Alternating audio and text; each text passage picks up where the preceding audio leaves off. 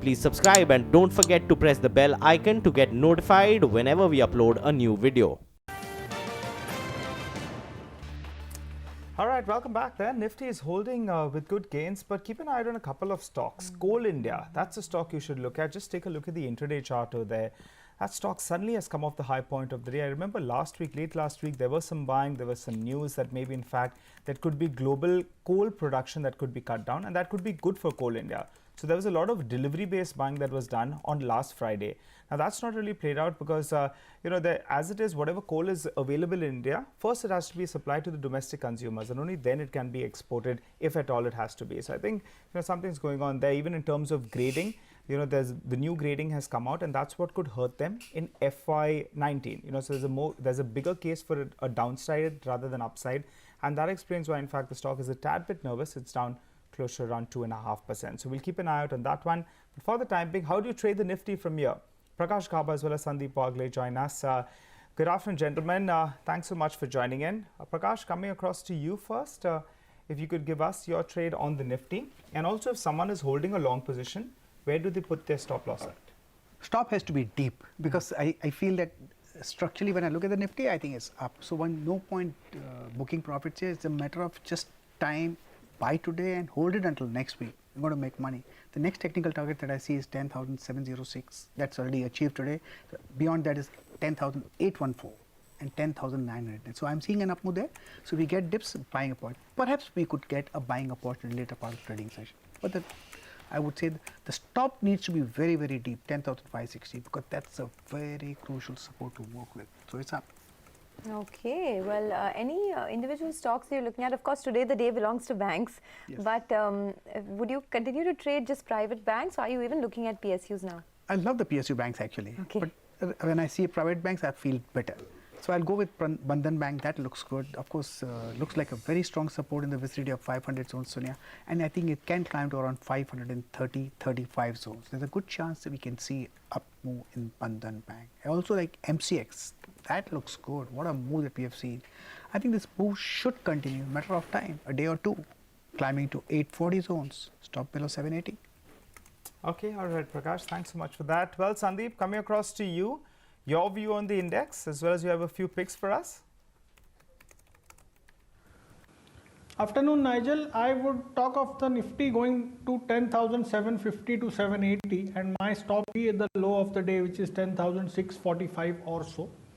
A stock specific, I would go with a buy in a Dabur, stop loss of 358, target of 381, and a sell in a Indigo, stop loss 1450, target 1365.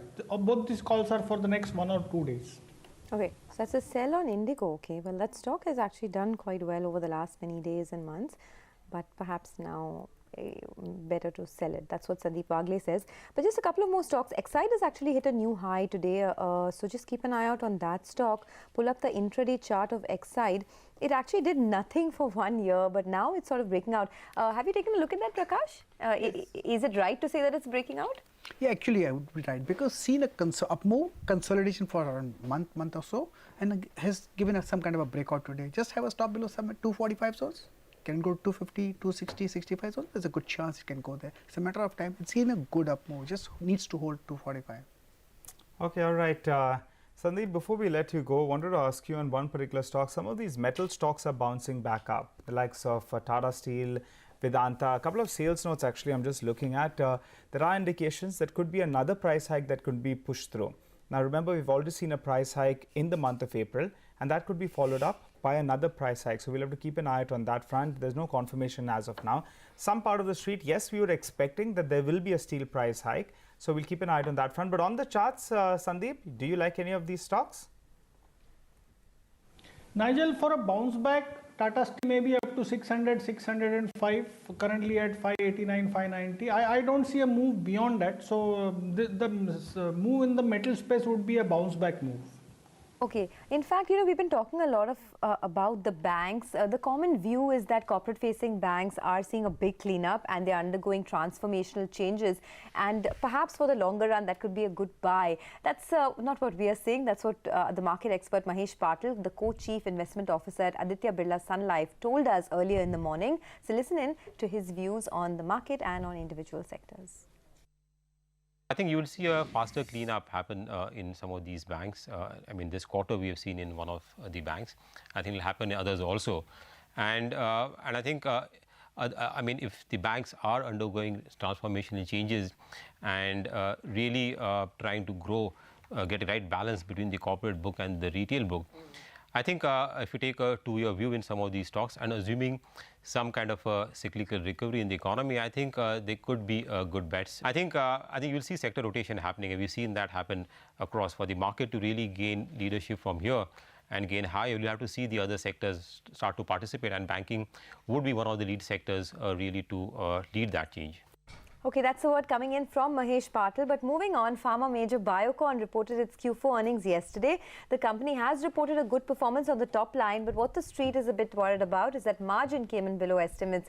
Kiran Mazumdar-Shaw, the chairman and managing director of Biocon, joins. His biologics and research arm has led the growth this quarter. Kiran, can you start by telling us what your outlook is for FY19? I think we've seen a very strong, Q4, which is a good note to end the fiscal year on.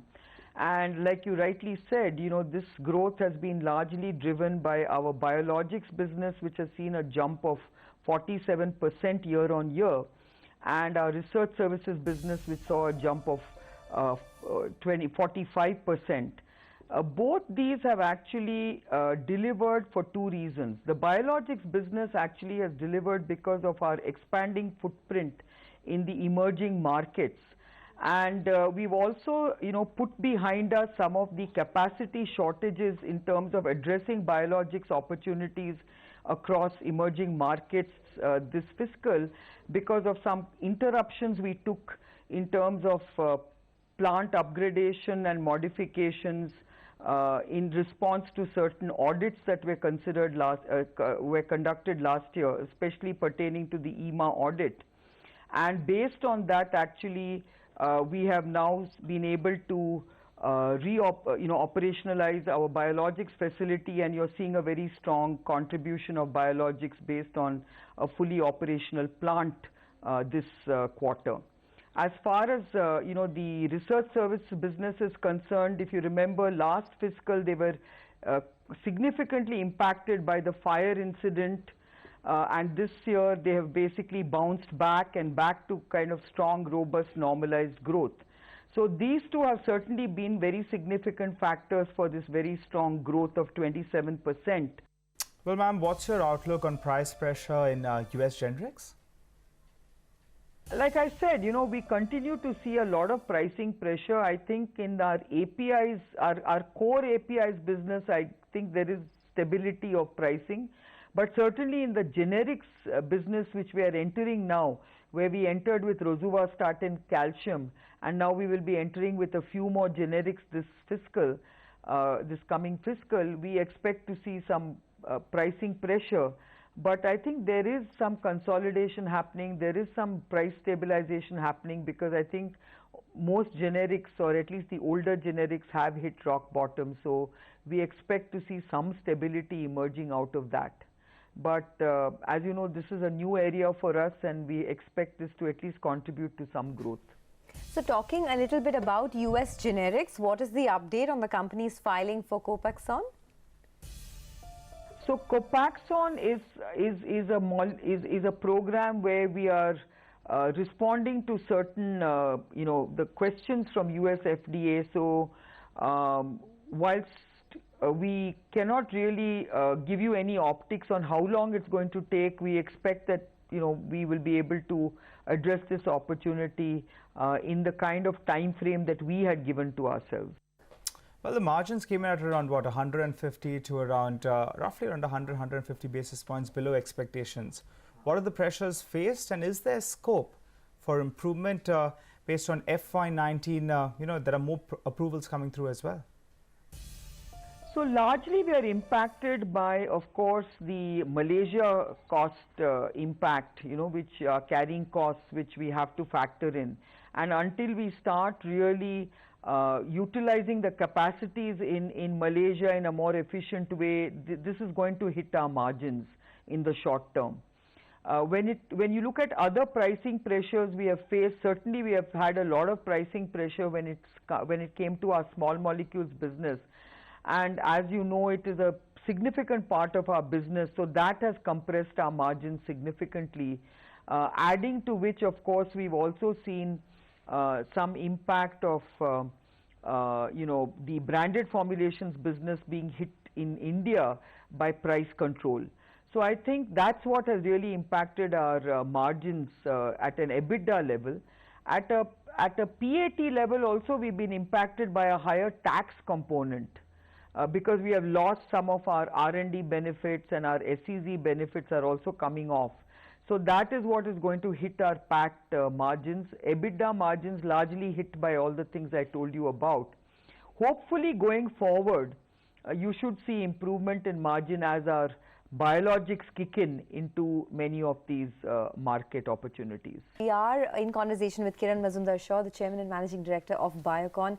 Kiran, thanks for staying with us on the channel. The company has mentioned a target action date for pelfregrastim by the US FDA, and they said that the date is 4th of June 2018. Just wanted to understand, what can we expect on that date, and what would the timeline of events be in case of an approval?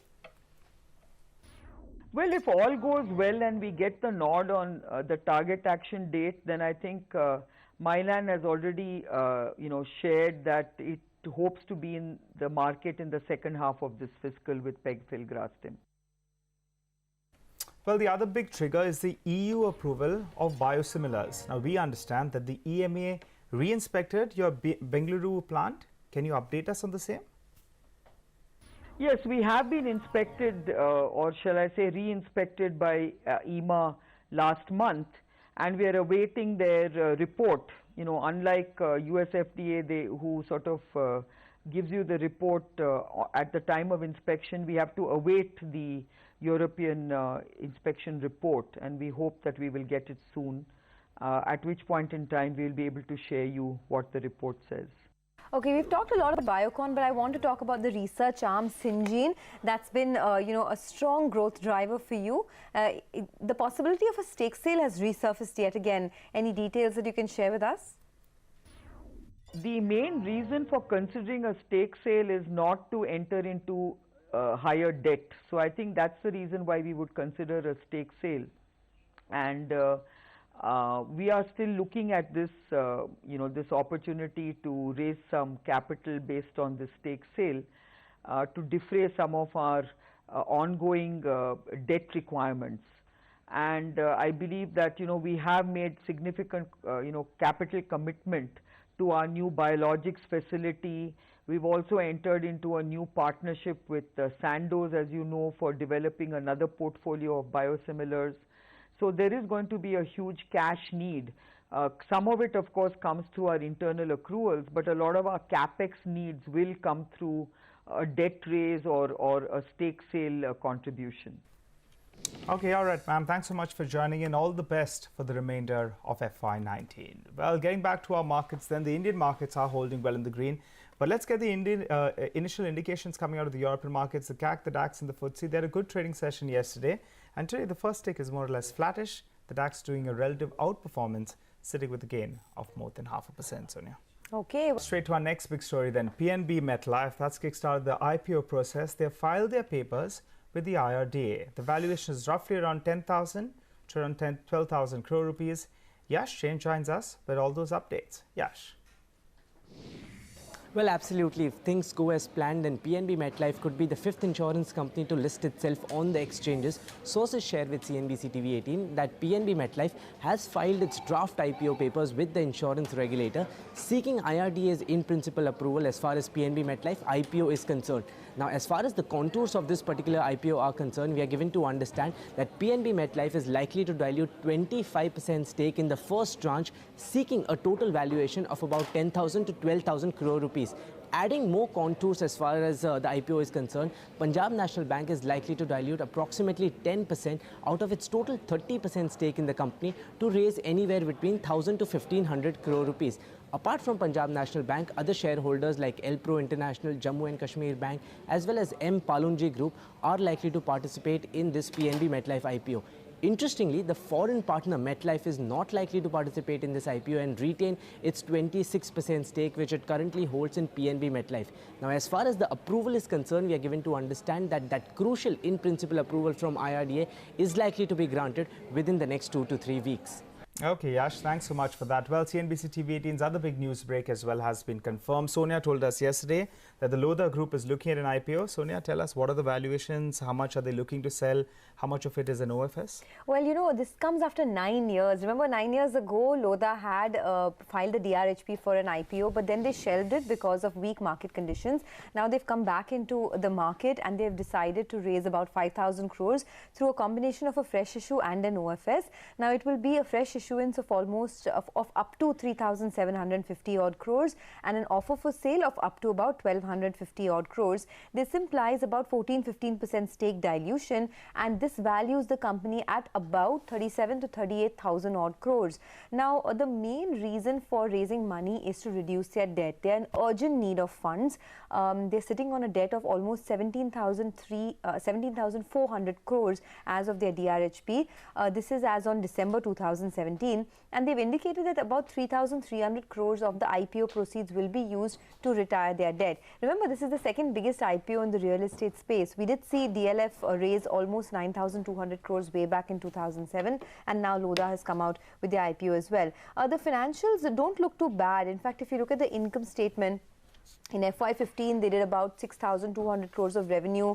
By FY17, they brought it up to about 7,900 odd crores. And even the profits from, although the profits have been slightly under pressure, as you can see, 3 years back, profits of almost 800 crores, it has been coming down a bit over the last 2 years. And even the profitability of the company has been under pressure. But, you know, considering that Lodha is a pure play residential company, they're also in the Mumbai market where the Mumbai development plan has come through, maybe the potential could be better. Okay, all right, Sonia, thanks so much for that. Stock to really look at right now is the new listing Bandhan Bank. It's spiking up post its numbers. Remember, this is the first reported profit post listing in March, and the numbers are looking good. The NII growth has come in at 25% at 863 odd crores for this quarter ended March. You have the deposit portfolio that has grown almost 46 odd percent. The loan portfolio has grown about 37 odd percent. So most internals are looking pretty good actually. Even their gross NPAs have fallen.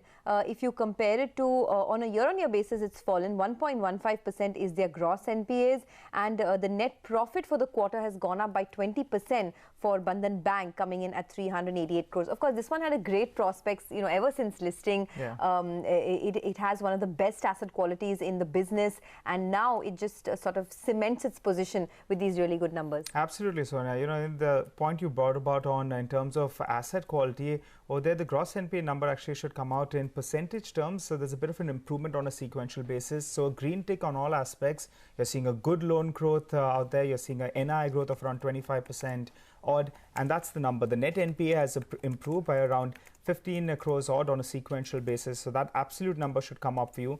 The gross NPAs as well as the net NPAs, they've improved on a sequential basis. The street likes it. 1.25%, that compares with around 1.7%.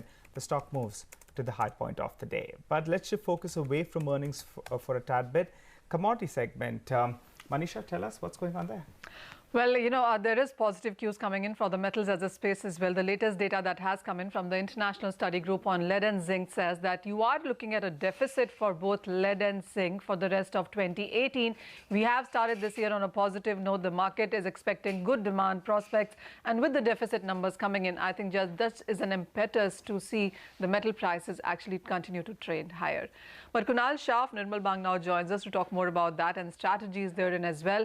Kunal, hi. You would have read those numbers that have come in sense of 2018 world demand and supply outlook. What is your analysis, and do you have a trade that could be done into those couple of metals? Yes, we have done an analysis, and if you look at what's happening on the macro front, the global economies, the economic growth is really picking Kunal, up very well.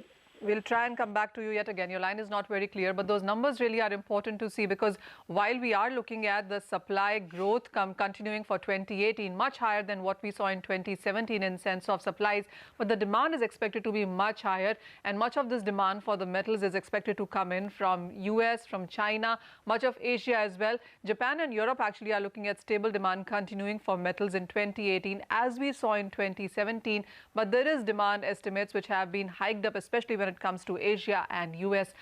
Demand, as I was telling you, is expected to be on the higher side as well. We are looking at 2.7% of a jump up when it comes to lead demand as well. Kunal, hi, I hope we have you on a better line now. What were you saying, and what is your sense for zinc and lead now? Looking at the stronger economic growth, the metal prices should do well. That's the macro view. And if you read the numbers, zinc, the negative side which has come out of that report is the production in China in small pockets have started. So that will restrict any major spike in zinc prices. So we believe that lead looks relatively better when you compare it with zinc. And apart from that, in base metal complex, we particularly like aluminum very much. The higher alumina prices, higher bauxite prices, and still the looming sanctions over Russia, what's going to happen after 3 months, that is going to trigger a further rally in aluminum prices. So aluminum we recommend to go along at 151 for the upside target of 155 to 156. Kunal, also, how are you looking at the precious metal space? Because we have seen gold and silver close this week on almost headed for a negative closing for this week. Would you say that the upside that we saw in that space is done for at least the near term? Yes, in near term it may not do well, but longer term call still remains positive. In near term, because of the stronger dollar, because of the stronger growth prospects of US, this bullions are not doing well, and it's likely to remain under pressure. But we are not expecting any sharp fall from the present prices. So for long-term investors, this kind of fall, this kind of dip is a good buying opportunity. Okay, thanks guys for that. Well, I just want to point out before we wrap the show, for Bandhan Bank, the superior return ratios for Bandhan Bank is something that is really, that is the star talking point for them. And this time as well, by the end of FY18, their capital adequacy ratio has gone up. Their return on average assets has picked up as well. Return on average equity has gone up. The cost to income ratio is strong. So actually, it's a really good set of numbers coming in from Bandhan Bank. With that, it is a wrap on Halftime Report. Thanks so much for watching.